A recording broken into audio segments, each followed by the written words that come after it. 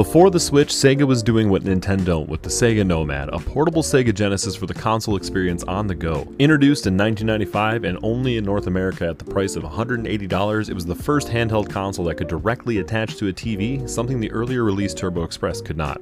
The idea for this was the Genesis had been out for 6 years with over 500 games that could be taken on the go. However, due to the high price tag, less than stellar stock screen, and new competition in the console space from the likes of Sony, the Genesis was on its way out, and asking people to invest $180 into the older ecosystem was a tall order. The system was produced for nearly 4 years and saw some deep discounts at the end of its life in 1999. Also, this thing would eat batteries, with most people getting 2 to 3 hours out of 6 AA, and that's pretty similar to the Switch too. Anyway, thankfully, this could use a Genesis 2's power brick for docked experience, as well as the Genesis 2 video cables to attach to the TV, and you definitely want it plugged in because the screen doesn't turn off when you plug it in.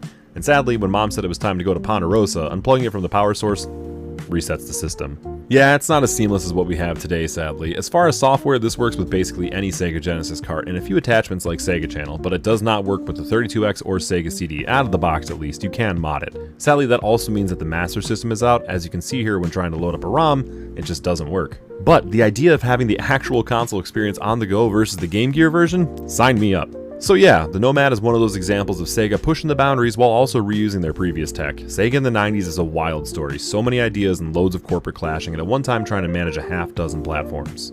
The Nomad may have been an example of too little, or in the sake of cost, too much, too late, but as a collector, it's a really cool piece. The appeal of grabbing a Sega Genesis RPG to play anywhere is just so neat, and if you are a retro collector or a Sega head, this is a must-have piece. I would definitely suggest that you get a screen mod though. Let me know if you had one, and cheers.